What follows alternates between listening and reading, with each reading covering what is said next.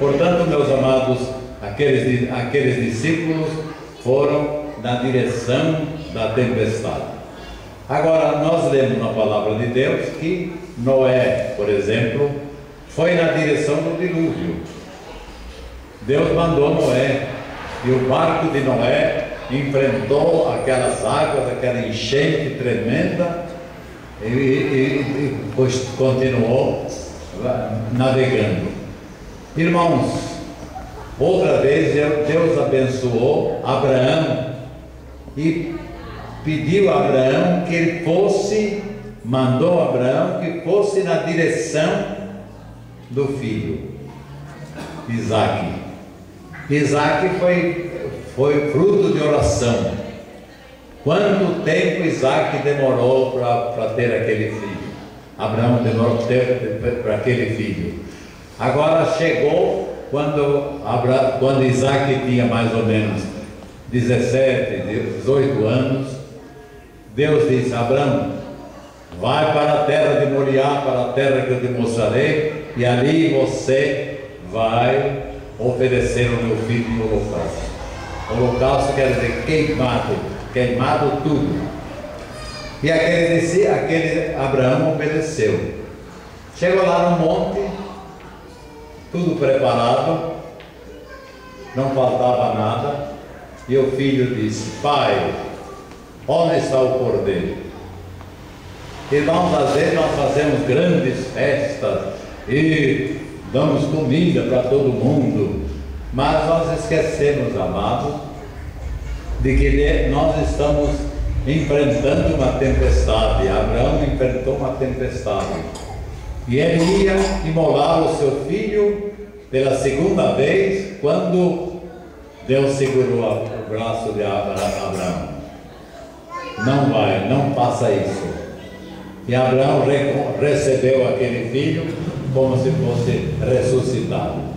Portanto, meus amados, Deus mandou que Abraão fosse até Moriá para oferecer o seu filho.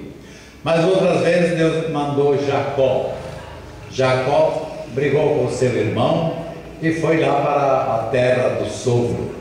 Lá ele se casou com duas mulheres, duas irmãs, e Abraão ficou 20 anos lá, mas guardando no seu coração aquele ódio, guardando no coração aquela tempestade. Portanto, amado, ele precisava abandonar aquilo. Agora, Deus permitiu que Jacó enfrentasse a tempestade, porque, meus amados, Deus tinha uma bênção maior para ele. Aquela noite toda passou naquela luta com o anjo do Senhor, o próprio Senhor, e da madrugada Deus ameaçou abandoná-lo. E então, amado, o que aconteceu? Jacó se agarrou ao anjo e disse: não te deixarei ir enquanto não me abençoares. Irmão, no dia seguinte, aquele ódio que Jacó tinha no seu coração, e o seu irmão Esaú também, 20 anos de ódio, 20 anos de luta.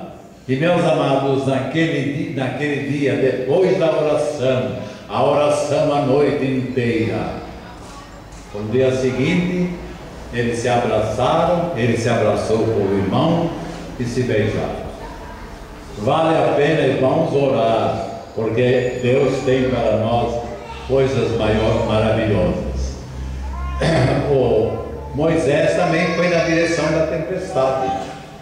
Moisés estava calmo lá no deserto de Midian, e Deus disse: não, Moisés, agora você vai lá para enfrentar Faraó. Mas quem sou eu para enfrentar Faraó?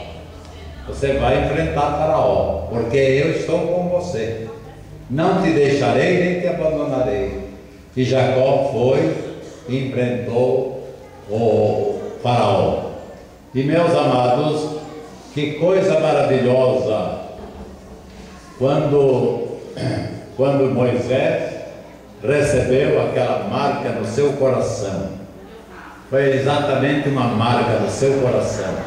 para abençoar e libertar o povo que estava na escravidão do Egito.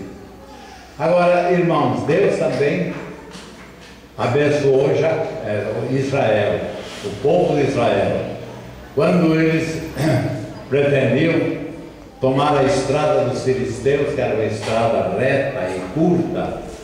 Deus disse: não, você vai na direção do deserto. E, meus amados, no deserto havia um mar vermelho, mas não importa, quando Deus está conosco, irmão, não há mar vermelho, não há nada que nos impeça de progredir e de fazer a obra do Senhor. Portanto, amado, o povo de Israel foi liberto por causa daquela tempestade na vida de Moisés, e Deus abençoou aquele povo durante 40 anos. 2 anos, irmãos, aquele povo teria chegado às portas da terra de Canaã, vencendo todos os obstáculos, vencendo todas as dificuldades. Mas o povo endureceu seu coração. Quando ele mandou os espiões, eles foram lá, viram gigantes, viram fortalezas, viram isso, viram aquilo e voltaram. E deram um relatório negativo, com exceção daqueles dois irmãos. Então, amados, Deus nos manda muitas vezes enfrentar a tempestade, porque na tempestade nós temos a bênção do Senhor. Na tempestade Deus está conosco e Deus pode nos abençoar e pode nos libertar. A Bíblia fala de 3 grandes tempestades. A primeira, de Jonas, quando enfrentou aquela tempestade, desobedecendo a Deus, ele enfrentou aquela tempestade tremenda. A Bíblia nos fala também de Jesus. Jesus enfrentou também uma tempestade, mais de uma. E quando ele estava dormindo no barco, os apóstolos estavam cheios de medo. E Jesus foi e acordou, e se levantou e acalmou o vento e a tempestade. Depois, irmão, nós temos também Paulo. O apóstolo Paulo teve que enfrentar, viajando para Roma, ele teve que enfrentar uma tempestade terrível. Mas Deus abençoou, Deus estava na tempestade. E, irmãos, de vez em quando eu fico com vontade de dizer: Senhor, manda uma tempestade para a minha vida, sacode a minha vida, agita a minha vida, para que eu possa perceber as grandes vantagens suas. Agora, irmão, vamos pensar um pouco. Se não fosse a tempestade, os apóstolos não teriam visto algumas coisas. Qual foi a primeira que eles viram? O navio que estava açoitado pelas ondas. Eles não teriam visto aquilo se não fosse a tempestade. Agora, irmãos, Jesus empurrou aqueles apóstolos, os 12 apóstolos, para a tempestade, exatamente para que eles vissem que ali estava o poder de Deus. Quando Estevão estava diante do Sinédrio, a corte de justiça dos judeus, e ele ia ser sacrificado, ele viu os céus abertos e Deus em pé, Jesus em pé à direita do trono de Deus.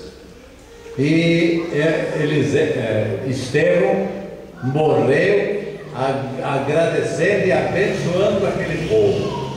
Portanto, irmão, aqueles 3 jovens judeus foram lançados na fornalha de fogo ardente. E lá no fogo ardente eles viram o anjo do Senhor, eles viram o próprio Senhor.